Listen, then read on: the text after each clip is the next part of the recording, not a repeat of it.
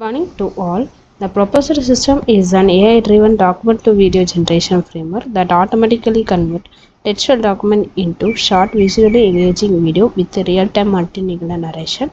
The model accepts document in multiple formats, extract and summarize their content using transform-based NLP model, and convert the text, summarized text into structured visual scene. Using LLM-based scene segmentation prompt generation, the system creates semantically meaningful visual prompt which are transformed into image or short video clip using diffusion-based generative model. A language decision translation model enables support for multiple languages, while real-time multilingual text-to-speech model generates synchronous narration in the user-preferred language. Finally, the system assembles visual and audio into the platform-ready short video optimized for educational and social media use. Hi everyone, I am Jasmine. I'll be showing you the text to image generation pipeline. Before starting, let me quickly show you the project directory. As you can see, there's no storyboard or JSON file. There's another JSON file, I'll be covering about that later. In my Google Drive as well, you can see there is no JSON file. The actual storyboard or JSON file will be generated once the pipeline starts executing. Now I'm running the main.python file. This file acts as the controller of the entire pipeline. Internally, it launches 3 different Python scripts: the prompt generation script, image generation script, and finally the upload script. Now the first stage begins. At this stage, the system starts reading the source PDF and looks for Ollama. Ollama is the localized and the downloaded version of the MetaLlama. That means the model runs entirely on my own machine rather than through cloud APIs. If the model is missing, the system automatically downloads it and then proceeds. Now the PDF content gets segmented. The program intelligently splits the document into semantic chunks. Instead of fixed size splitting, it uses embedding based semantic splitting. And that's how we went from 20 raw sections to 34 chunks before summarization. That's because the program detects headings, paragraphs, sections, multi-column layouts, captions, equations, and so on and so forth. The pipeline also merges sections that are too small and splits sections that are too large. Now we move on to the summarization stage. The summarization has already started, and each semantic chunk is passed into the Llama model. The model converts large academic paragraphs into concise, narration-friendly summaries. The system avoids bullet points, meta-explanations, markdown formatting, robotic phrasing.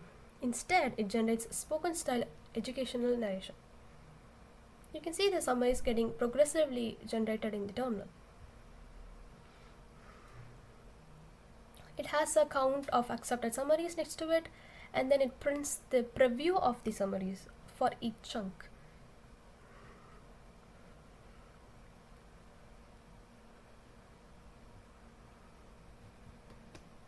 It will take a while, and each summaries are in first person point of view. And once all these chunk summaries are completed, the system combines them into a single global narrative. This stage is extremely important because isolated summaries alone would sound disconnected in a final video. So the pipeline restructures everything in a smooth educational flow. The narration is organized into introduction, example, explanation, and conclusion sections. The goal here is to simulate how a human educator would naturally explain the topic.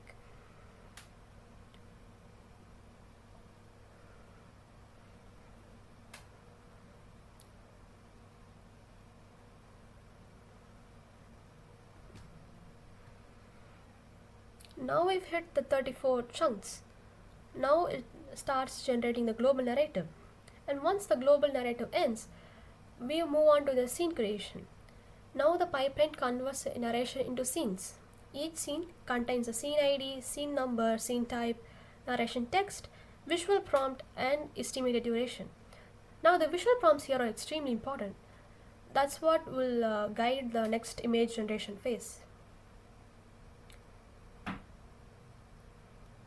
And the next scenes are what stored in the JSON file. As you can see, the global narrative preview of the global narrative is printed on the terminal. After this, scenes will be generated, and each scenes will be stored in the JSON file.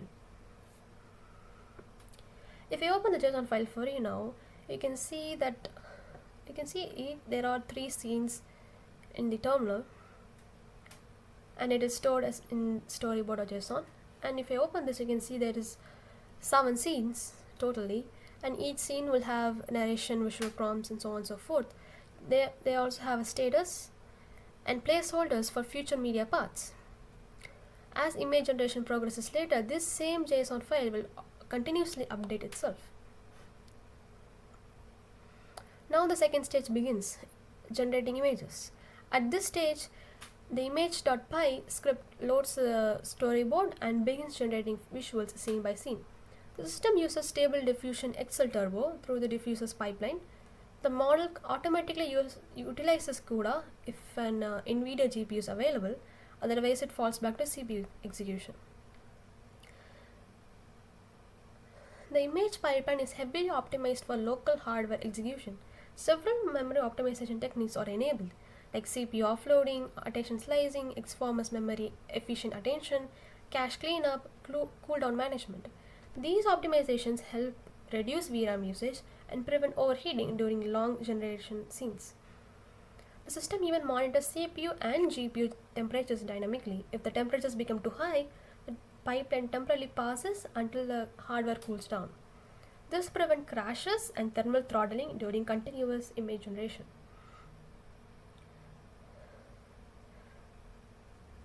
As you can see, we moved on to the image generation live phase. Now the scenes begin generating one by one.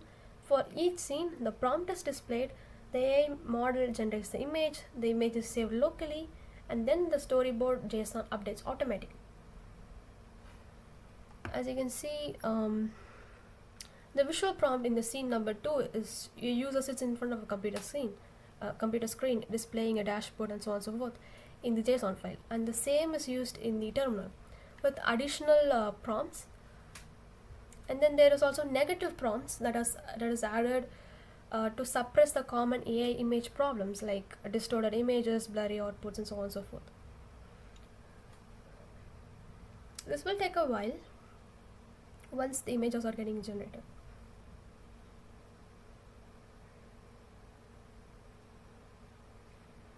You can see that the outputs folder has started, that has created, and the images are saved right now. And then we can see in the JSON file the status has been changed to image generated, and while the other scenes have pending in the status.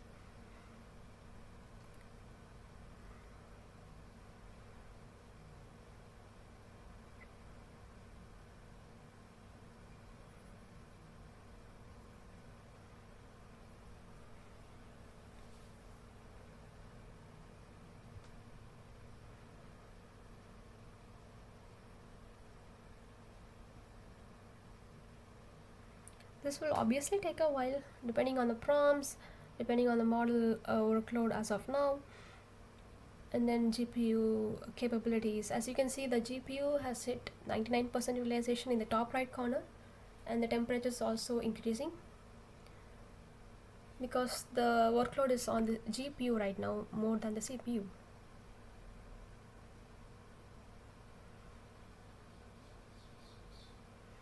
And then the pending in the JSON file in the scene 3 and in scene 4 will be changed to image generator once this generation finishes.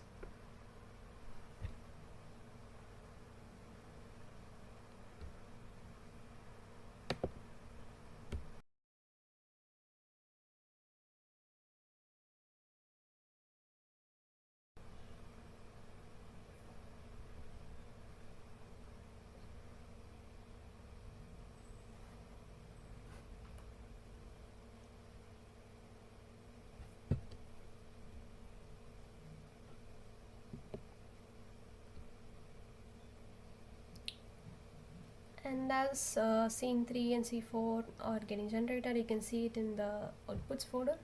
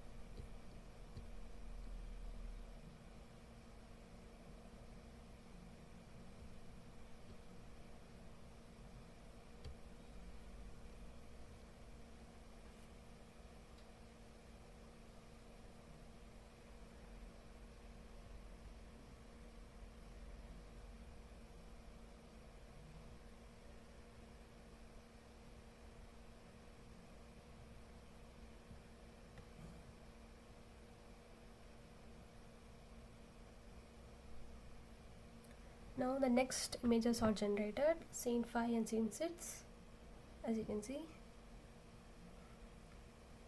and will be changed in the JSON prompt as well. Image generated, and now the last scene is pending.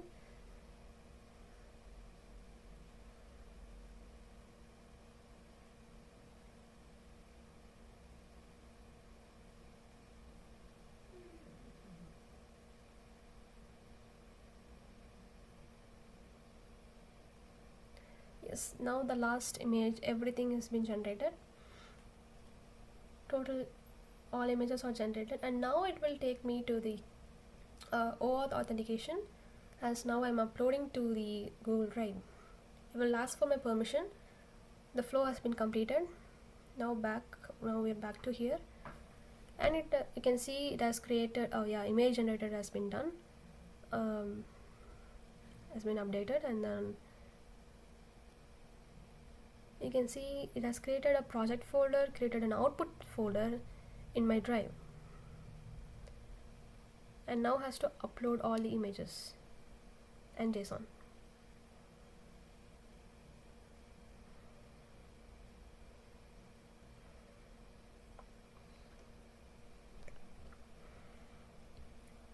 So this third stage is responsible for cloud transfer.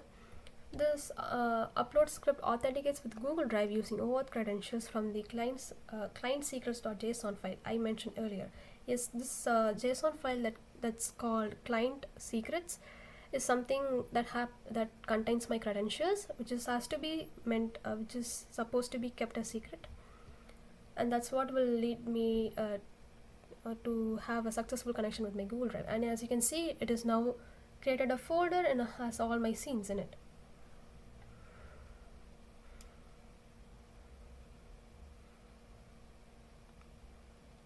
So this has been automatically created, and now the image generation, and you can see that all the files, the path has been uploaded.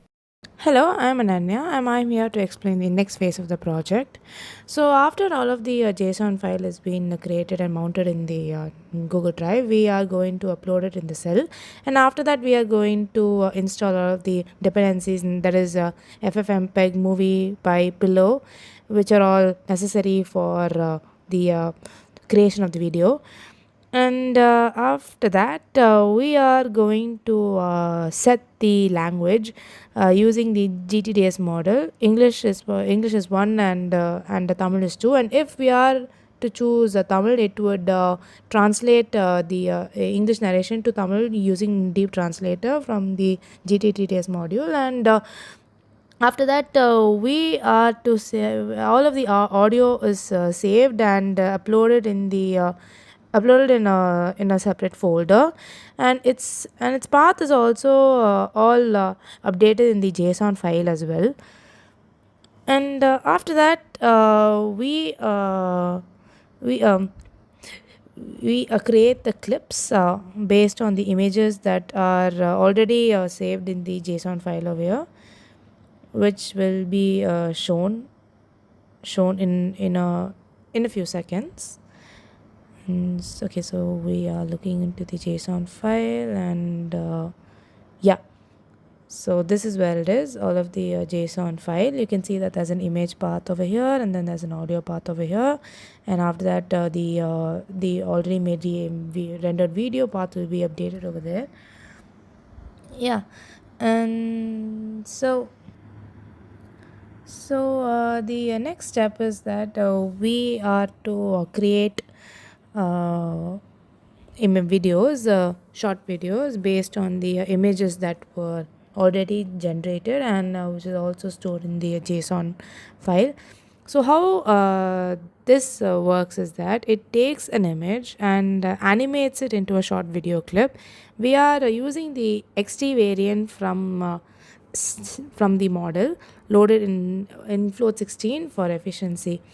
And to make it run on collapse-free GPU without crashing, we apply 3 memory optimizations, that is CPU offload, forward chunking, and attention slicing. For each scene, the pipeline loads the image, runs 20 frames of animation with 15 inference steps, and saves it as a short video clip and converts it into an MP4 file using FFmpeg. And after each scene, the GPU memory is cleared, so we never run out of RAM midway. And yeah, so this is how all of the images all of the videos are being created using the images. And over here you can see how it's all been done. Yeah, so this is how it goes on.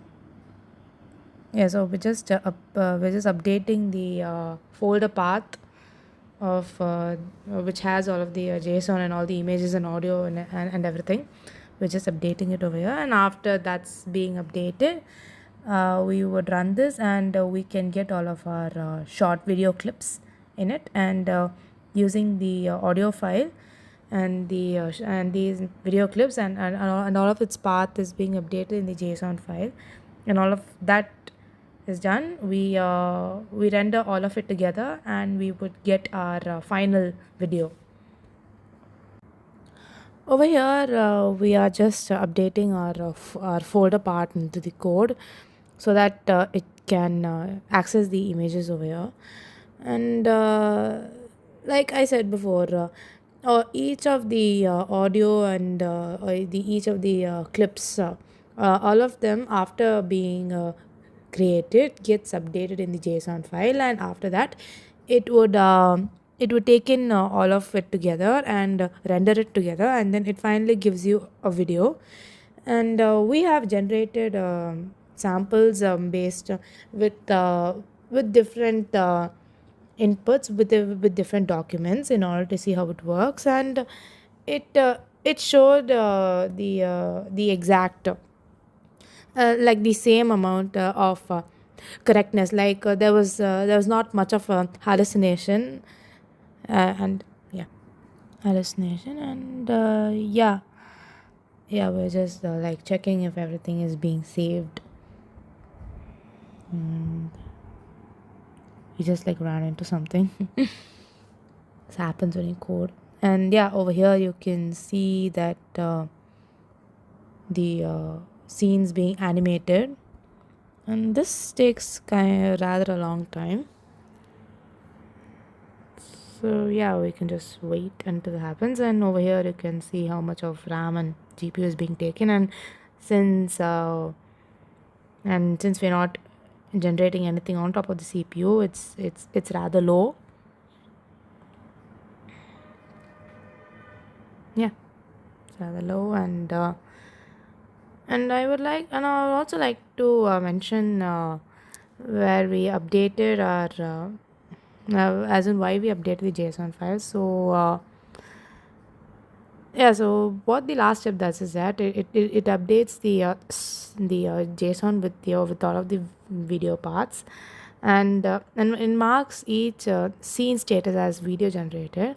It makes the pipeline more makes the pipeline more stateful, and you can track exactly which scenes are done and easily extend for reruns or partial updates. Yeah, so all of them are being generated right now, and as you can see, scene 7 is being generated.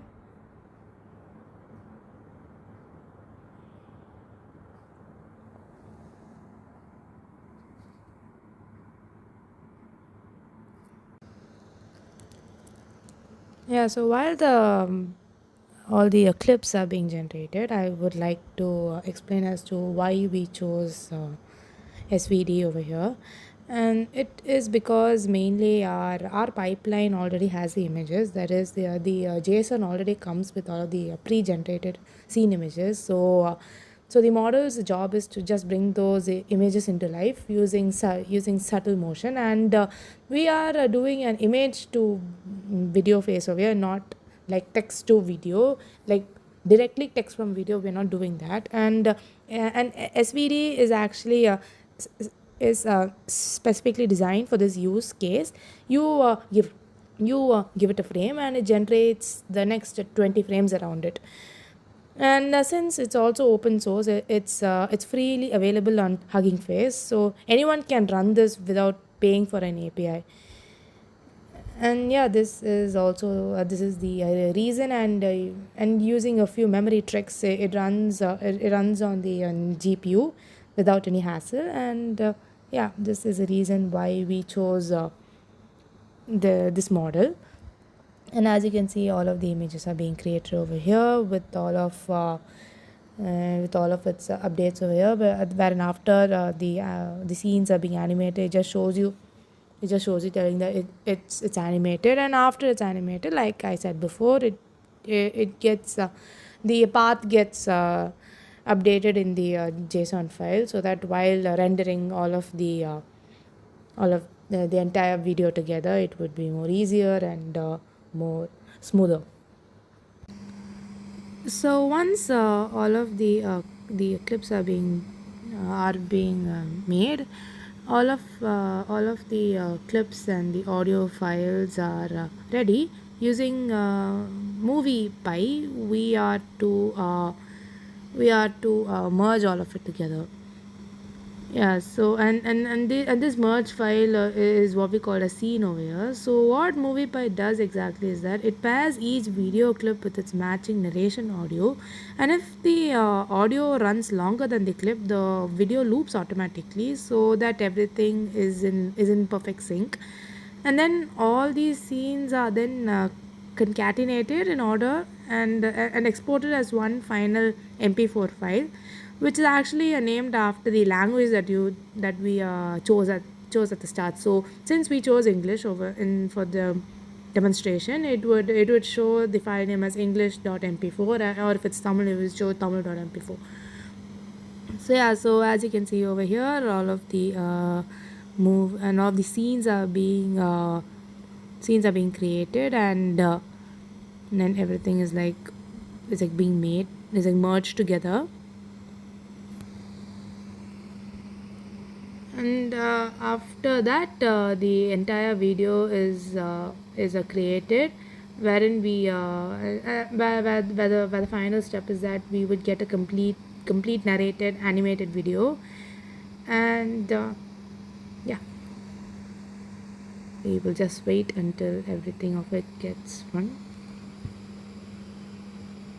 On the side, on the right side, under the clips folder which is being made, over there is where each and every clip is there. And yeah, so yeah, as each and everything gets generated, it gets formed into a folder, and then automatically it gets pushed into it. And like I said before, the paths are being updated to the JSON file automatically, so as to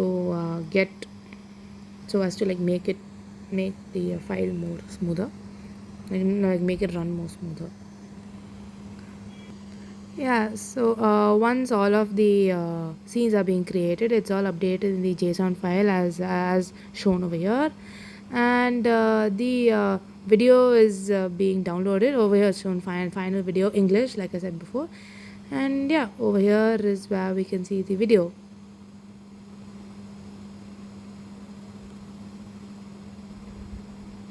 Yeah, so this is where the video is, and this is the final video where the images, audio, and is all being merged together.